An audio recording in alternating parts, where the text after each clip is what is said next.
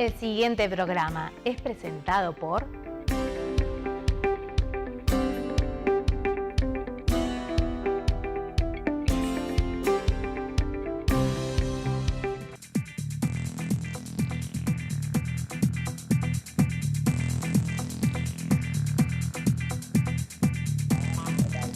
¿Qué tal? ¿Cómo están ustedes? Bueno, otra vez como siempre, junto a mi querido amigo el señor Jorge Alfaro, que ya les estoy prometiendo que en poquito tiempo, si Dios quiere, la próxima semana, Alfaro, usted lo prometió, va a estar acá, ¿no? Y yo te voy a explicar, Dani. Como primera medida, tengo ya las dos vacunas, la Pfizer, las dos, y el martes que viene, hace 15 días que me di la segunda. Por lo tanto, cuidándome igual, con todos los dos tapabocas por las dudas, qué sé yo, voy a estar en el programa porque además hay el dos señor festejos. William me ha dicho que todos tienen dos vacunas, salvo Dieguito que tiene una sola, pero bueno, que se están cuidando mucho y seguiremos haciéndolo para estar presentes de cualquier manera, ¿sí? Y además, le digo a todo el mundo que vamos a hacer dos celebraciones, el retorno de Jorge Alfaro y el cumpleaños de Jorge Alfaro. Eso también va a ser parte de la celebración. Pero bueno, Jorgito... No, Dani, la celebración también, ¿sabes cuál? La tercera, que es el programa 401, Dani. Y mirá que 400 es un número descomunal que da para emocionarse y para pensarlo mucho. Y ni te cuento, 401 que es futuro, ¿de acuerdo? Vamos pensando en que esto tenemos para mucho tiempo más. Jorge, te voy a confesar algo que le quiero contar a Jorge Alfaro y se lo quiero contar a ustedes. El programa de hoy, el programa que tenemos hoy, el programa 401 de Seguridad Vial, particularmente para mí tiene un significado muy especial. La persona que les voy a presentar es un señor que en este ratito va a ser muy difícil que yo pueda contarles todo lo que ha hecho por el mundo del motor y más. Y más digo porque este señor, que se llama Jaime Alguersuari, es hijo de Francisco y hermano de José María. Estos tres personajes es una dinastía de periodistas gráficos de España. Una dinastía y un hombre que revolucionó el mundo del motor en Europa gracias a un comienzo con una trayectoria deportiva, obviamente en el mundo de la moto, que empezó a correr allá por los años 60, que fue campeón, que fue vicecampeón, que logró ser campeón de resistencia, ganó el Bol d'Or, ganó en Montjuïc, logró muchos éxitos deportivos y además, por supuesto, su gran talento lo convirtió en un gran editor y escritor, un promotor de eventos, un inventor además, Jorge, un inventor porque fue el inventor del trial indoor, el trial que un día apareció en un gran estadio cerrado, donde poco tiempo después se convirtió en una disciplina del campeonato mundial. Un hombre que inventó el criterio en solo moto porque fue el creador de la revista Solo Moto, que además a través de esa empresa logró una cantera de pilotos, como lo fue Cito Pons, como lo fue Alex Cribillé, y podría seguir porque realmente Jaime te agrego algo, Dani, con respecto al automovilismo deportivo. Te lo iba a dejar a vos.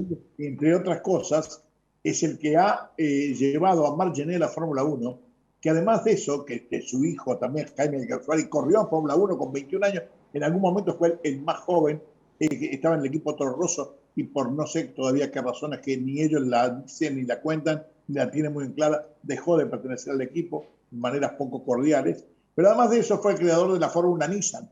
Una Fórmula Nissan que permitió la promoción no solamente de Gené y otros, entre otros, de Carlitos Sainz Jr., que hoy es piloto de Ferrari, carrera, categoría que yo inclusive la vi en Barcelona, acompañando a Pedro Larriera, que fue a probar ahí, y ahí estuve con Pechito López, que también en aquel momento empezaba probando esos motores de 3 litros que eran alucinantes, que tenían una proyección importante en el automovilismo mundial. Todo eso, Jaime Alguersuari.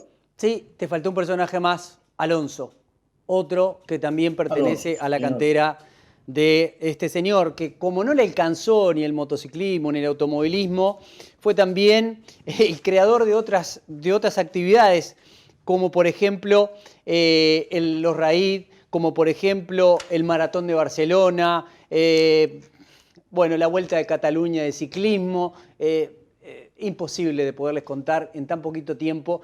Y qué mejor que el propio Jaime nos cuente, no solamente, a ver, no vamos a hablar de lo que hizo, sino de un mensaje realmente alucinante, un mensaje que solo Jaime es capaz de transmitir para hablar de la movilidad, del futuro, para hablar de la movilidad del presente. Y Sí, Dani, yo digo que yo es... me acuerdo que me mandaste cosas de Jaime Gersuari y estuve leyendo algo, y ahí hay una frase que me encantó cuando dice: no me jubilé porque no tengo carácter para hacerlo. Una cosa realmente impresionante, un hombre, un trabajador de la historia del deporte motor, de las competencias, de la seguridad, de todo lo relacionado con algo que tenga movimiento, que eso es lo más importante. Y esto que ahora nos va a transmitir Jaime es, creo, también una visión filosófica que realmente conmueve. Creo que por lo menos a mí me dejó sin palabras por lo que yo ya les he dicho, ¿no? Porque mi vida, cuando yo tenía muy poquita edad, tenía 8 o 9 años, llegaba a la revista Motociclismo, y cuando abría la primera hojita de la revista Motociclismo, Solo Moto, aparecía la figura de Jaime Alguersuari contando cosas extraordinarias, contando lo que iba a pasar en el futuro, y él lo dice de alguna forma. Y yo me quedo con otra frase de Jaime Alguersuari que decía así cuando organizó la Criterium Solo Moto, decía: si quieres ser figura, sígueme. Y de esta manera creo que podemos dar comienzo a la nota extraordinaria con el señor Jaime Alguersuari.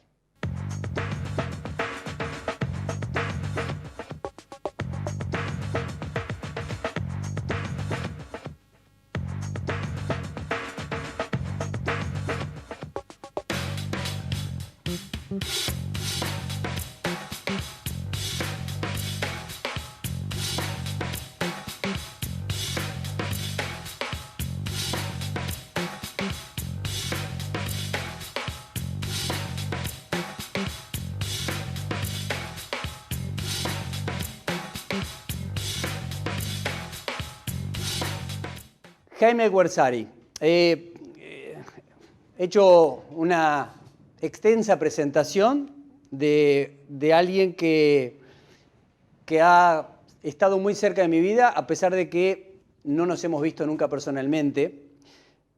Y me da, y lo digo públicamente, estoy realmente emocionado de tener al señor Jaime Alguersuari frente a mí, aunque sea a través de un monitor, y realmente con la gran posibilidad de que en octubre conocerlo personalmente, tener el enorme placer de conocerlo personalmente. Bienvenido, Jaime, a este lugar del mundo, a este rinconcito acá en América del Sur, que es un país muy apasionado por el deporte, especialmente por el motociclismo.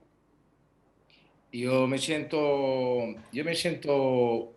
un pájaro volador de océanos, porque jamás he traspasado el océano tan deprisa como ahora, que fíjate, a través de la tecnología ya estoy contigo a tu lado. Pronto, en octubre, si Dios quiere, estaremos juntos personalmente, pero yo creo que hoy la tecnología nos da ese puente, ¿verdad?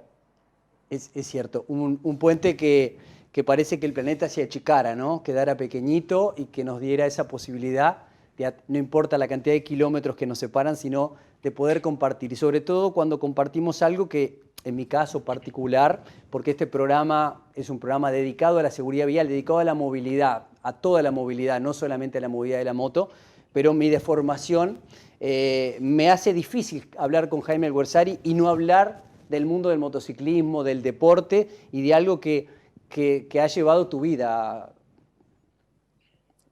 Bueno, me parece que los amantes del motor y los que han podido comprar durante los últimos 30 años la revista Solo Moto, que siempre llegaba tarde, pero llegaba a Latinoamérica, sabrán muy bien de lo que ocurría en Europa, porque la expresión motero se recreó en España, y tuve el honor de hacerlo en su día, y que viene a ser una traducción literal de la palabra motard francesa, ¿no?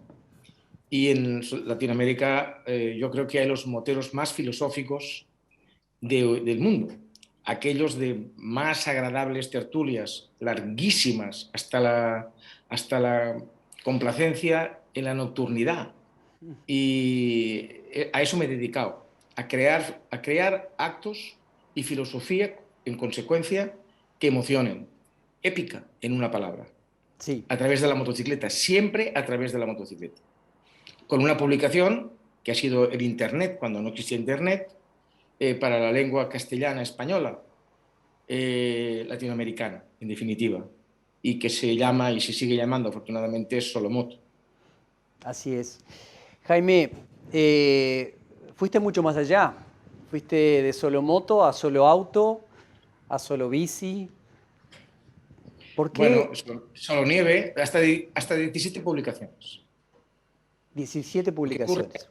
es que yo, por ejemplo, no podía, cuando me has presentado inicialmente, no podía dejar de hacer la observación de que qué rápido he navegado a través de ese puente de la tecnología digital, pero eso tiene una parte buenísima y una parte realmente nefasta, ¿no? También.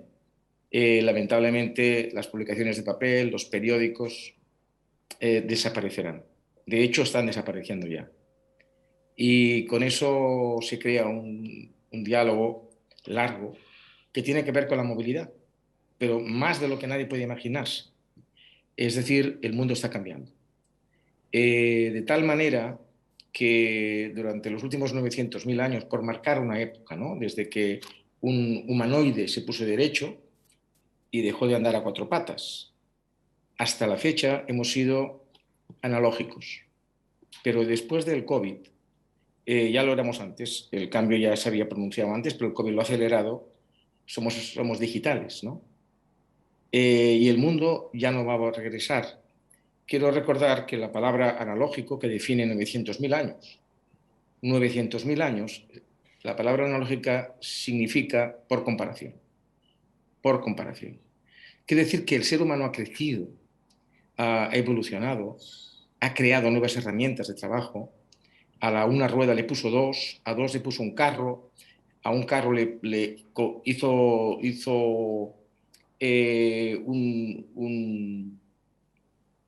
un autobús tirado por caballos para llevar más gente. Fue evolucionando comparando una cosa a la otra. Tengo un recuerdo muy directo, muy claro, porque lo viví en los años 50, en el pueblo donde nació mi madre, que es un pueblo de Cuenca, en España, es una región agrícola.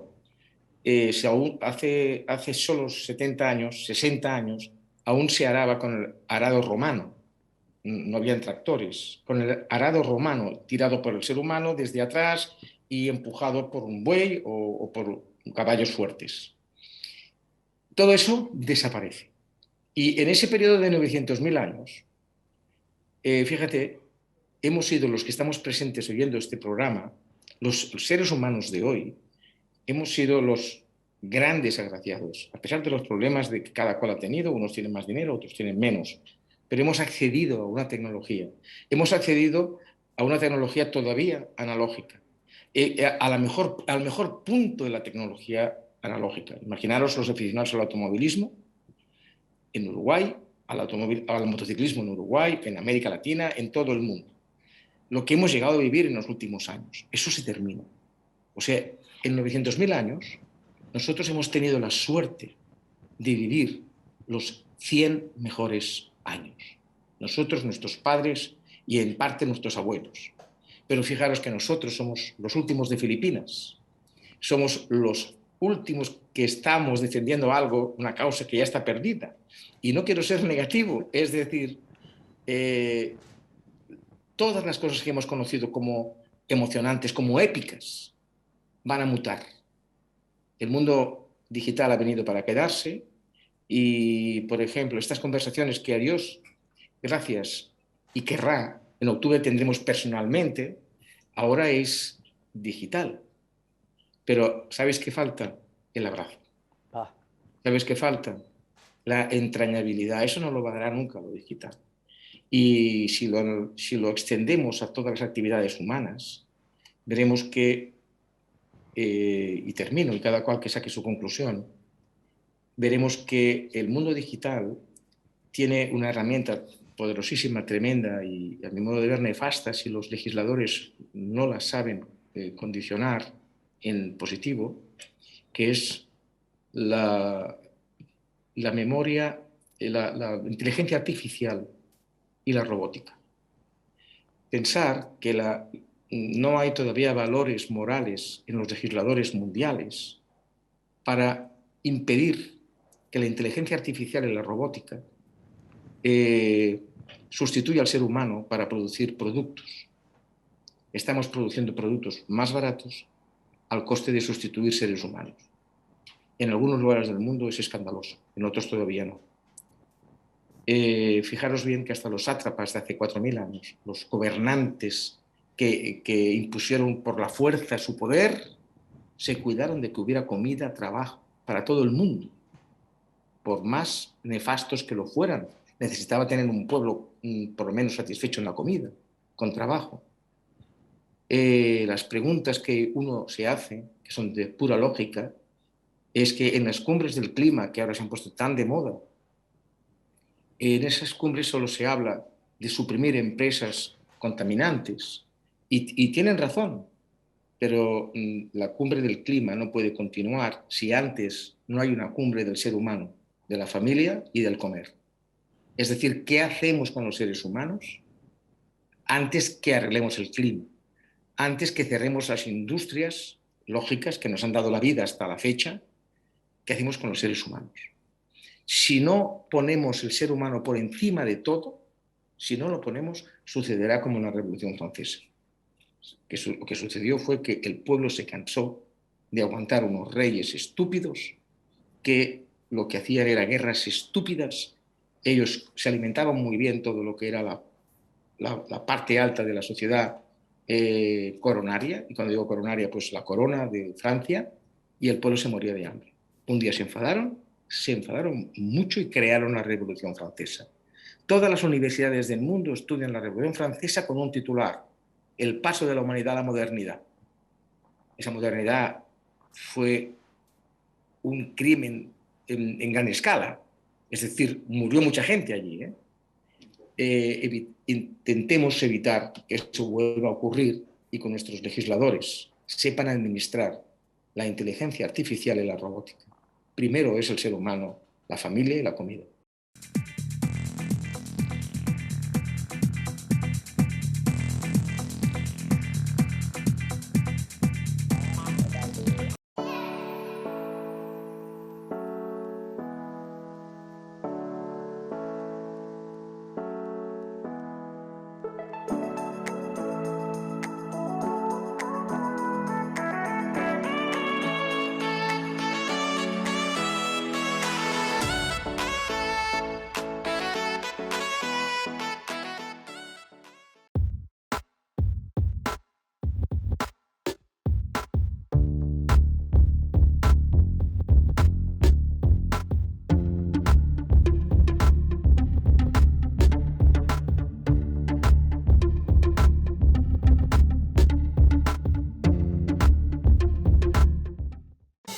Experimenta conducir tu moto con auténtica seguridad.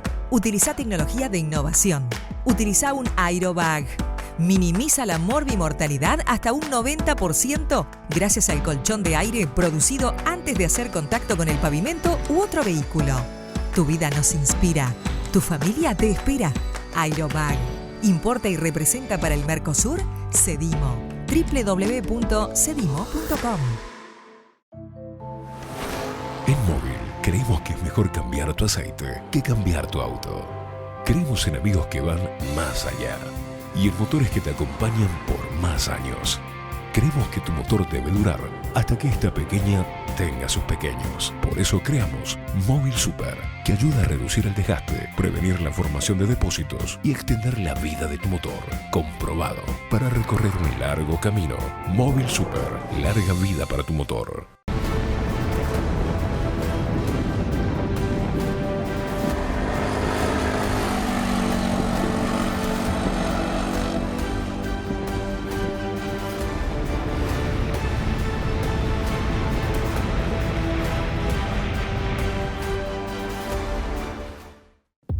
Cascos MT.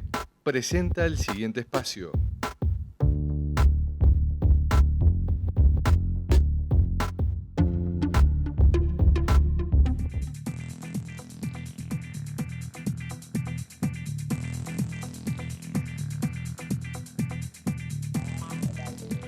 Jaime, te he escuchado muchas veces y he leído muchas veces hablar de que cuando hablas de algo, te basás en un 80% en la historia o un 85% en la historia y un 15% en el presente para hablar del futuro. Qué bien lo has definido, es verdad. Y si tuvieras que decir algo basado en esa teoría fantástica, ¿cómo ves esa movilidad del futuro? Fíjate bien, cuando estamos hablando de movilidad, que es una palabra que hemos readaptado, movilidad no se hizo jamás, no existió en ninguna lengua, para reconocer actualmente la relación entre el ser humano y los vehículos. Movilidad era moverse. Las lenguas son más antiguas que los automóviles y las motocicletas y las bicicletas. Pero ahora la palabra movilidad ha tomado fuerza en otra definición, que es la relación entre los vehículos y los seres humanos. No hay otra. Esa es la expresión pura. Para hablar de movilidad tenemos que ir a principios de siglo. O sea, si estamos en el XXI, hablamos de principios del siglo XX, en 1900 y poco. Ahí empezó a darse cuenta el ser humano que tenía que ordenar esa nueva herramienta que entraba en el mundo del ser humano. Fijaros bien que cuando entran los vehículos de 4 y de 2 ruedas, que es a partir de principios de 1900, y Henry Ford genera la primera fábrica de automóviles en serie, mucha gente se escandalizaba, ya no se fabricaran carros, ya no se fabricaran... Y realmente estábamos, ellos no lo sabían, pero estábamos, el mundo digital no existía, ni se imaginaba, y estábamos en la plenitud del mundo analógico, después de 900.000 años de serlo, ¿no?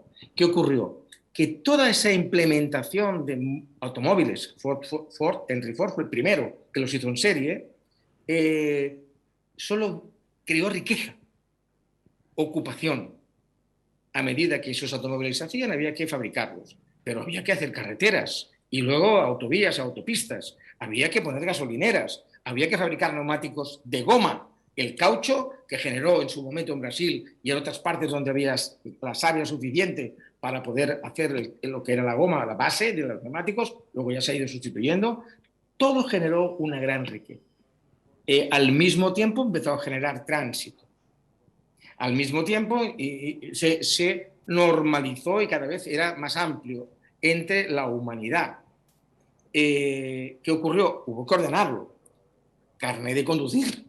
Hubo que inventar el carnet de conducir. No todo el mundo, ¿quién era el que aseguraba que alguien sabía conducir? Hubo que poner normas de circulación. Se circula por la derecha o se circula por la izquierda. Fijaros qué viaje, qué tránsito tan hermoso. Pero no estamos hablando de hace 3.000 años. Todo ha pasado para ser más exactos, en 100 años. Todo lo que estoy contando, en 100. Partimos de 900.000, desde que un ser humano deja de ser un mono y se pone derecho. Imaginaros lo que ha significado ese impacto. ¿Qué ocurre ahora con la movilidad? Que se ha masificado. De tal manera que en las diferentes partes del mundo se ve de una manera distinta. Vayamos, por ejemplo, a Europa, al mundo occidental, Europa, Estados Unidos, también puede encontrarse ahí, y de repente nos damos cuenta de que tenemos muchísimos automóviles de combustión y que hay 2 problemas. Uno, de saturación en las grandes ciudades, y el otro de polución. Y evidentemente se tiene que encontrar una solución.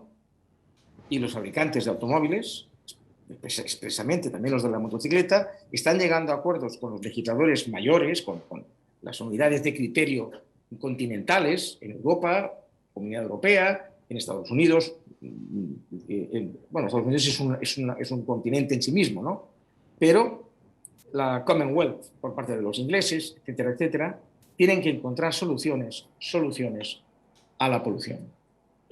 ¿Qué ocurre con las prisas de esa nueva versión que ha salido, que además es muy entendible, que es los verdes, la gente que quiere que el mundo sea limpio, etcétera, etcétera? Que en este momento no es fungible, no es coincidente. Los fabricantes han pedido una tregua hasta el 2050 para encontrar el acomodo, el equilibrio suficiente para seguir fabricando vehículos no contaminantes, pero que mantengan la misma masa humana de trabajo. Vehículos adaptados a las ciudades. Esa situación ahora está provocando el primer caos en el mundo continental, en Europa y probablemente pronto en Estados Unidos. Y es que en las ciudades que están gobernadas por gobiernos neocomunistas, por ejemplo, están entendiendo, a mi modo de ver, muy mal esa espera hasta el 2050, porque quieren hacer desaparecer de las ciudades los vehículos privados, sean motos, sean coches. Si eso ocurre, si se adelantan y las ciudades, los coches no se venden en el agro, o sea, en el campo, se venden, pero las cantidades grandes se venden en las grandes ciudades.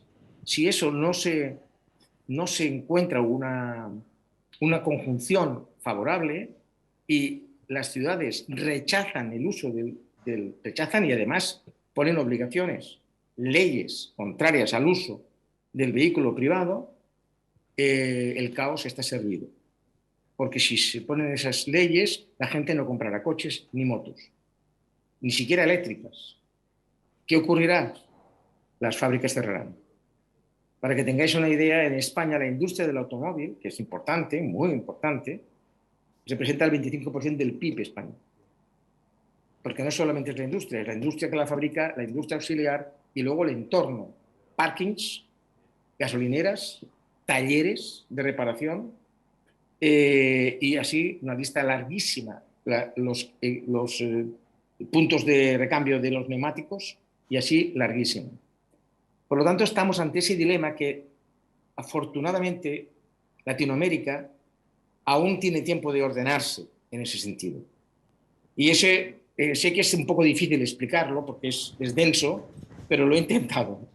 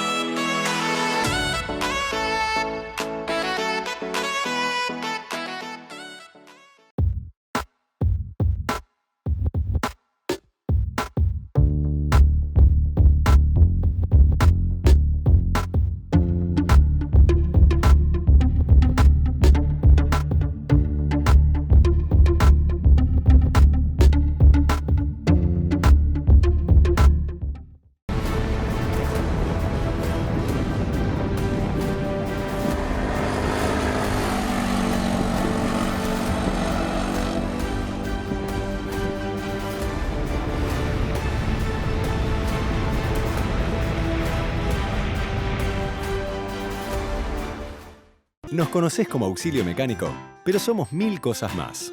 Spa de autos, con todos los servicios necesarios para que tu auto se vea bien. Acu a domicilio, cambio de aceite y batería móvil sin moverte de tu casa o trabajo. Escuela de conducción, para manejar con seguridad tenés que aprender con los mejores. Acu Turismo, no importa a qué parte del mundo viajes, Acu Turismo lo hace posible. Conocelos todos en acu.com.uy. Tu auto es todo. Todo lo tenés en Automóvil Club. En Móvil creemos que es mejor cambiar tu aceite que cambiar tu auto. Creemos en amigos que van más allá y en motores que te acompañan por más años. Creemos que tu motor debe durar hasta que esta pequeña tenga sus pequeños. Por eso creamos Móvil Super, que ayuda a reducir el desgaste, prevenir la formación de depósitos y extender la vida de tu motor. Comprobado para recorrer un largo camino. Móvil Super, larga vida para tu motor.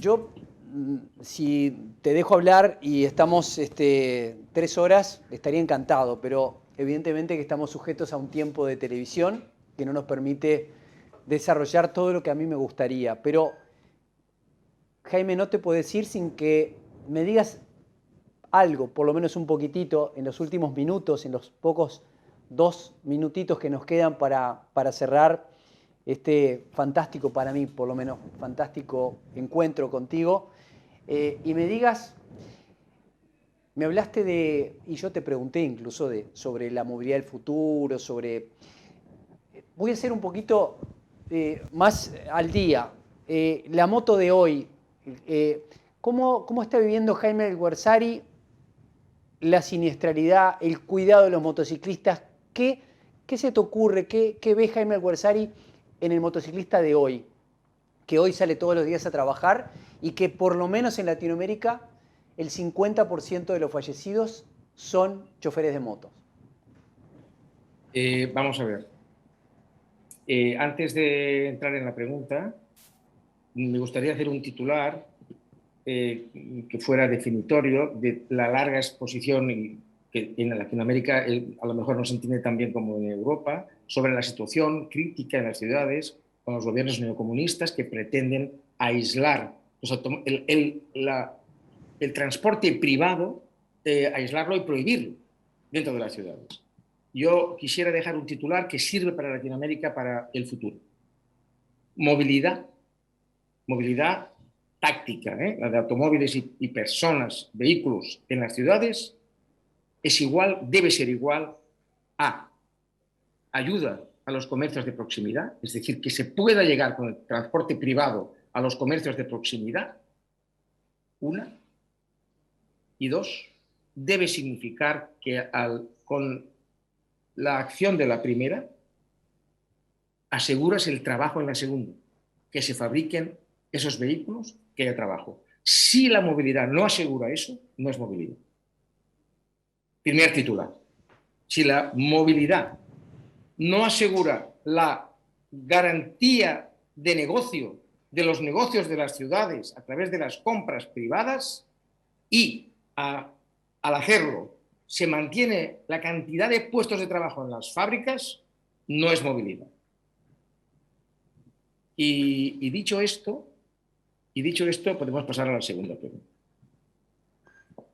En todos los países donde se venden más motos que coches, Latinoamérica en la mayoría es así. Es una consecuencia del viaje de esos países hacia la modernidad. Habrá un momento que eso girará y se venderán más coches que motos.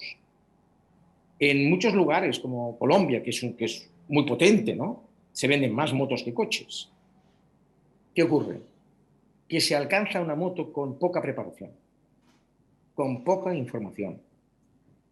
Si alguien se toma la molestia de coger cualquier cosa que sea plana y la deja, verá que la deja sujeta, la levanta y la pone a poner y verá que no se mueve.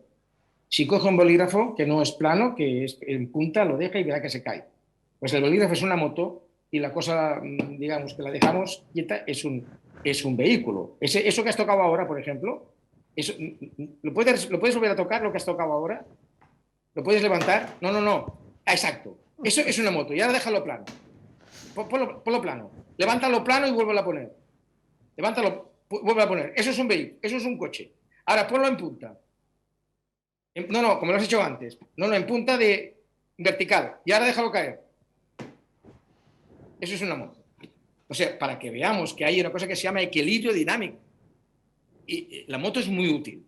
Es maravillosa. El placer del equilibrio dinámico, como decía el fabricante de e inventor de las Bultaco, una marca mítica española, don Paco Bulto. Por otra parte, un gentleman y un hombre de una cultura exquisita, al que tuve el honor de conocer.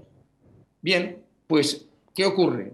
Que las motos se tienen que vender implementadas, con criterio y con una cierta información. Luego, pretender, por otra parte, que los países que venden 300.000 motos no tengan accidentabilidad es un absurdo, es porcentual. Es porcentual. Siempre va a haber muertos y siempre va a haber fallecidos. La pelea es contra la estadística. Hay que reducir la estadística, pero existirá siempre. Más o menos eso es lo que os quiero decir. En ese sentido, en Europa también es alta la tasa de heridos y fallecidos, pero la verdad es que en realidad hay que decir que está bastante equilibrada respecto a la cantidad de automóviles que circulan. Correcto. Jaime Alguersuari, un placer enorme haberte tenido en este programa de seguridad vial. El deseo, por supuesto, de que cuando llegue octubre tenga el placer de estrecharte la mano, que es eso que tú dijiste de la virtualidad, que no lo vamos a hacer de otra manera, de compartir esta pasión en común que son las dos ruedas. Me voy dándote una despedida por alguien que sé que lo llevas en tu corazón, que es el señor Ángel Nieto, a quien... Gran personaje, gran personaje. Ultrapasaba el deportista clásico, famoso, héroe. Era una persona muy especial, entrañable, y que hacía que estar con él fuera muy, muy agradable. Murió de la manera más inesperada. O sea, no murió con la espada en la mano. Murió de un absurdo accidente de verano en la isla de Ibiza y que aún todos creemos que lo debemos de volver a ver enseguida. La verdad, le tengo en mi memoria permanentemente. Yo fui campeón del mundo 12 veces más una. Él le gustaba que se fuera así porque no le gustaba el número 13. Él fue el primero que demostró que unos corren y otros en singulares son excepcionales, y fue realmente el motor de mi vida. Así es.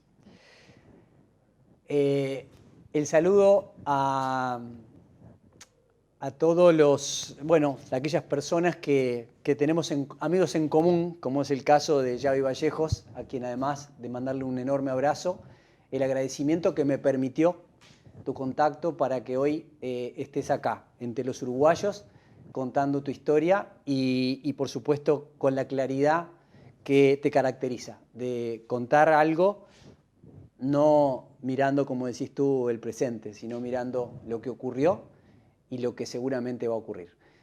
Permíteme que para acabar te añada que esa teoría mía de que el 85% es el pasado y el 15% es el presente, se establece en cuanto a que es los números lógicos que te permiten anticipar el futuro. Todo el mundo que vive el presente no se plantea más presente que lo que está viviendo, y no es la verdad. Uno tiene que pensar la consecuencia de ese presente hacia dónde va, y esa consecuencia solo viene añadiendo el 85% del pasado. Es una teoría particular mía, que no está en ningún libro, pero que estoy convencido que para tomar conclusiones sobre qué ocurrirá mañana, hay que ver lo que estamos viviendo y lo que vivimos antes. Jaime Alguersuari, gracias. Un abrazo enorme. A todo el país, os quiero.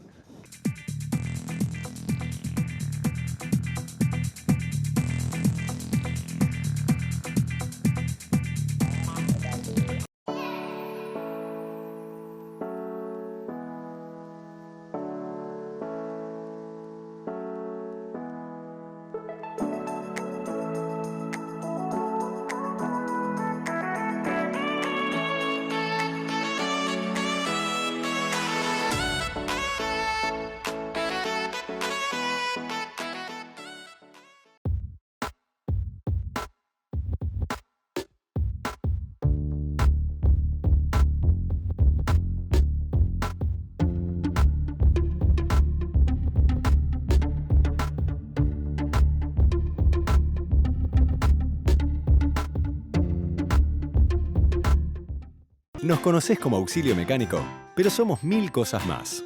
Spa de Autos, con todos los servicios necesarios para que tu auto se vea bien. Acu a domicilio, cambio de aceite y batería móvil sin moverte de tu casa o trabajo. Escuela de conducción, para manejar con seguridad tenés que aprender con los mejores. Acu Turismo, no importa a qué parte del mundo viajes, Acu Turismo lo hace posible. Conocelos todos en acu.com.uy. Tu auto es todo. Todo lo tenés en Automóvil Club.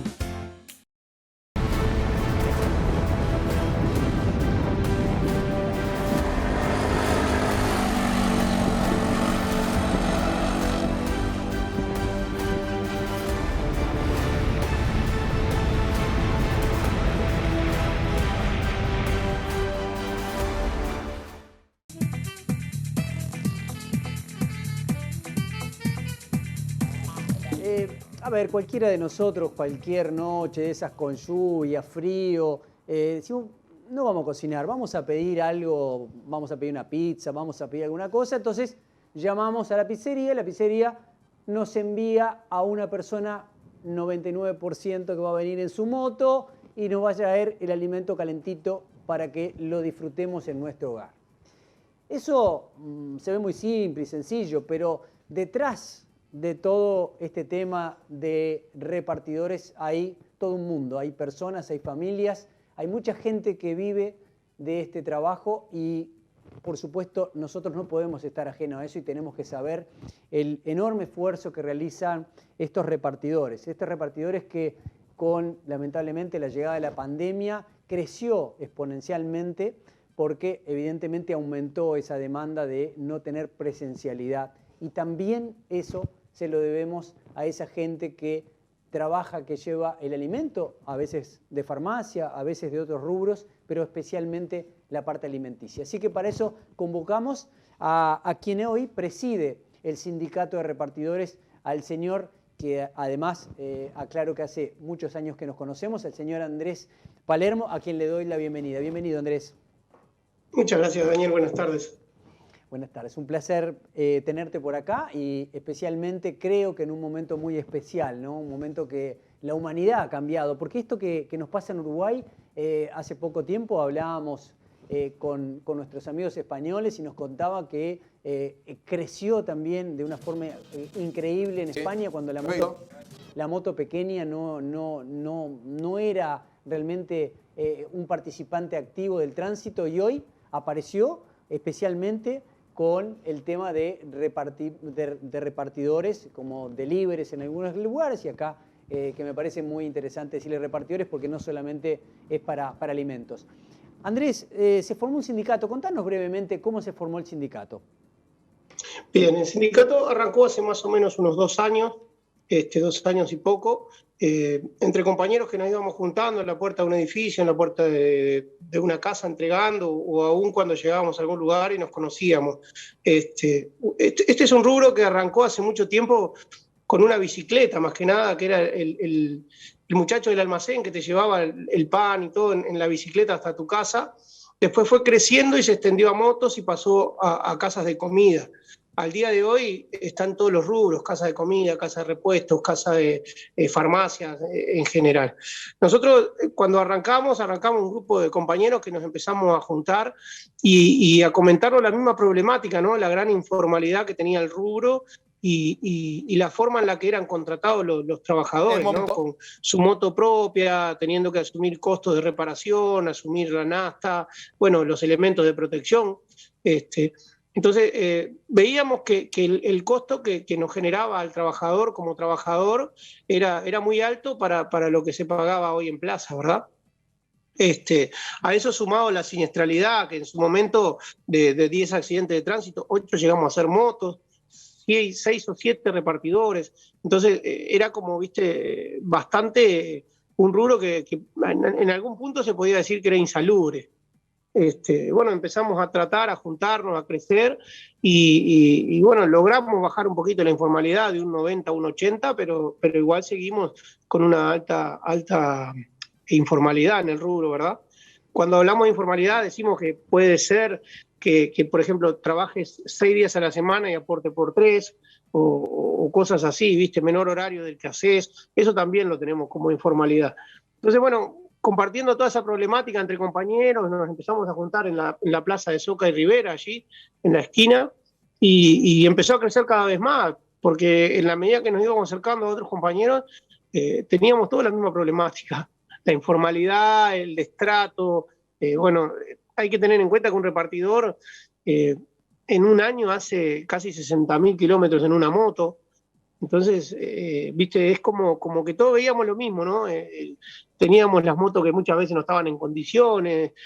Bueno, y es un trabajo que tratamos de hacer juntos desde un principio y aún hoy nos cuesta, ¿no? Afiliar gente porque tenemos entre 300 y 400 afiliados, pero como la gente tiene miedo, viste, de esas empresas chicas, fantasmas, que aparecen, desaparecen o que te sacan de contexto y todo, y terminás quedando sin trabajo y muchas veces sin cobrar, porque desaparecen las empresas y no tenés a quién cobrar.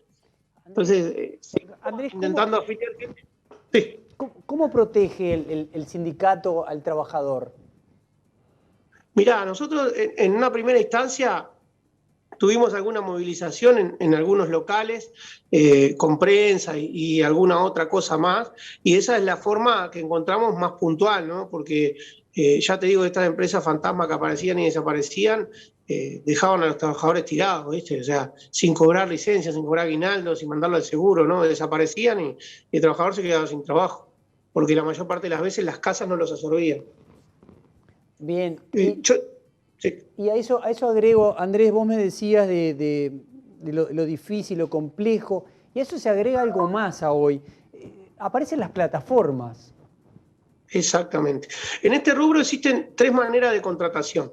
El trabajador que es directo por la casa, ya sea casa de comida, farmacia o casa de repuestos.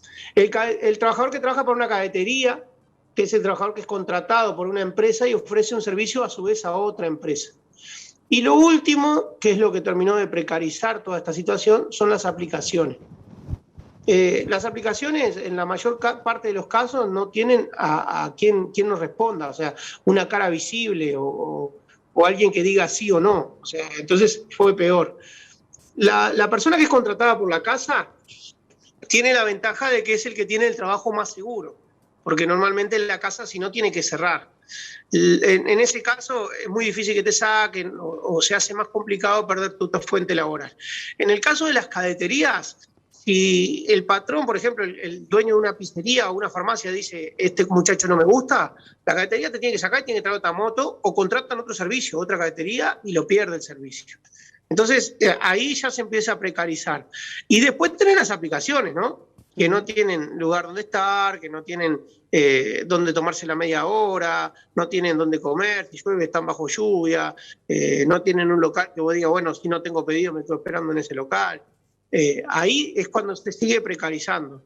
Y el no tener una cara con quien negociar y con quien defenderlos, ¿no? Eso es otra cosa. Correcto. ¿Y el sindicato en qué piensa sobre ese tema? ¿Qué acciones, qué puede hacer para cambiar esa realidad? Hoy con una de esas empresas estamos negociando un poco, ¿viste? Lo que tratamos de negociar con las empresas que dan la cara es la posibilidad de dar la seguridad al trabajador de no perder su fuente laboral, que eso es lo primero. Y después el tema de la seguridad, que es muy importante, ¿viste? Si te llaman por teléfono y no atendés, si se quieren contactar contigo y no atendés, o sea, atender un teléfono arriba de un vehículo es lo peor que te puede pasar. Prestar atención a un GPS arriba de un vehículo, ese segundo que vos agachaste la cabeza y miraste para arriba, te comiste un garrón. O sea, precariza mucho, ¿viste? En todos los sentidos. Precariza en todos los sentidos.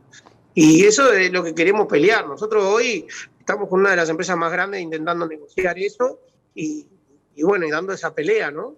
De hecho, hace 2 semanas atrás hicimos un paro con movilización en uno de los markets y bueno, la idea es que a raíz de eso se pueda hacer visible el sindicato para que los trabajadores entiendan que tienen derecho y que estamos para pelear por ello.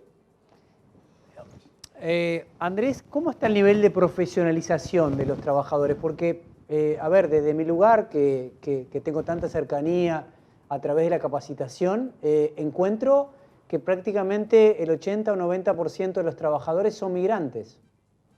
Sí, Sí, hay un gran rubro, hay una gran proporción de migrantes, más que nada en Montevideo concentrados. En el interior hay algo, pero no es tanto, ¿viste?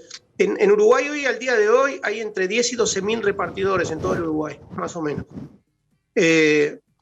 Acá en Montevideo debemos tener unos 6.000 concentrados, más o menos. Y de esos 6.000 debe haber unos 4.000 que son emigrantes. ¿Y cuál es la condición de esos migrantes? Es bastante lo que hablabas de precariedad, ¿no? Me imagino que debe ser más complejo porque evidentemente, a ver, me gustaría aclarar esto, ¿no? O sea, nuestra posición es darle una solución a profesionalizar este tema y no a impedirlo, porque gracias a las plataformas también esta cantidad enorme de migrantes y cantidad de gente que felizmente gracias a eso tiene para alimentar a su familia. Sí, sí, en algún punto sí y en algún punto no. Ahí lo que pasa, por ejemplo, cuando estas aplicaciones aparecen, muchas veces aparecen las cadeterías, que era la empresa que ofrece un servicio a otra empresa. Si bien genera una fuente laboral, tal vez en algún punto cierra otra, porque muchas empresas chicas han tenido que cerrar porque, bueno, las empresas grandes, estas multinacionales, se las han comido, hablando en algún punto. Claro, entiendo. Tú decís, claro, las pequeñas empresas hoy, con la aparición de las aplicaciones, se vieron sometidas a costos diferentes y de alguna manera tienen una estructura publicitaria y todo que es mucho más sencillo que llegar a las pequeñas empresas.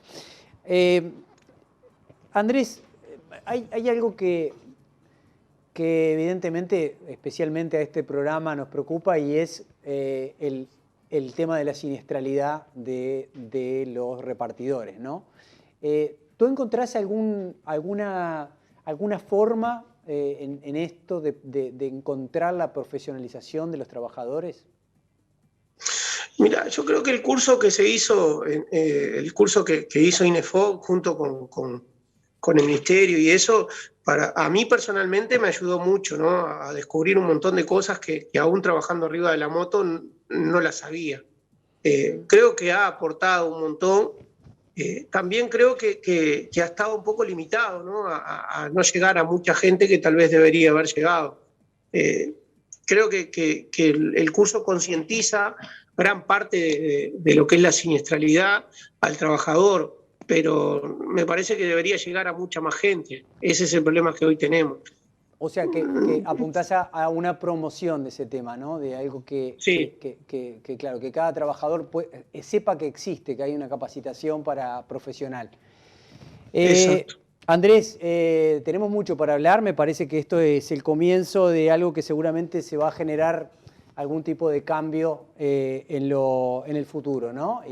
Obviamente ya le quiero contar a la gente que Andrés y por supuesto quien sea sus compañeros van a ser parte del Congreso Latinoamericano de Motociclismo, que como digo todas las semanas y lo reitero va a ser en el Enjoy de Punta del Este, porque entre las partes, ¿no?, que componen la movilidad hoy, el aspecto de la profesionalización del repartidor como uno de los actores fundamentales en esta movilidad, en este intento de descenso de la siniestralidad. Así que desde ya, Andrés, el agradecimiento por acompañarnos y por supuesto el compromiso de seguir transmitiendo a la gente algo que vos decías recién, más allá de quién sea el que haga la profesionalización de los repartidores. Me parece que tenemos la responsabilidad, todos los actores, de promover este tema, ¿no? Promover la capacitación de todos los repartidores para que de alguna forma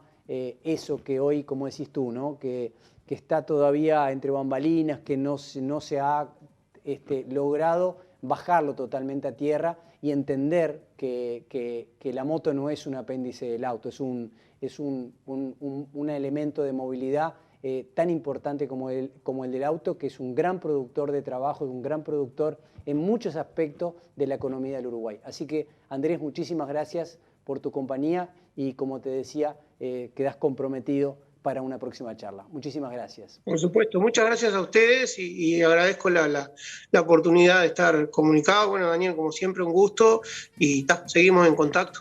Muchísimas gracias, Andrés. Chao. Un abrazo. Chau, chau.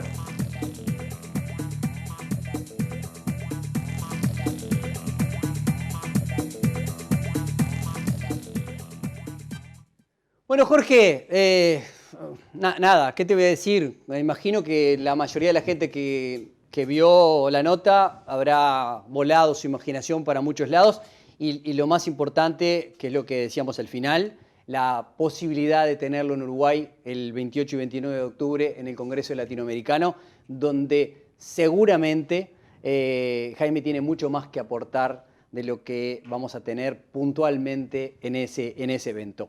Y Jorge, se nos acabó el programa. Me parece que... Te voy a decir esto nada más.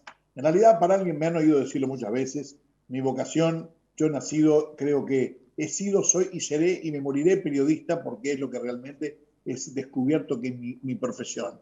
Cuando encuentro a un periodista de este calibre, de esta naturaleza, con este contenido, con esto conceptual, el concepto general de lo que es el periodismo deportivo, lo que es el periodismo social, lo que es la actividad en sí, lo que es la gente, realmente me quedo alucinado. Es una nota, Dani, que realmente es excepcional, fundamentalmente con alguien de importancia a nivel internacional, que no es poca cosa. En España sí, y en el mundo también.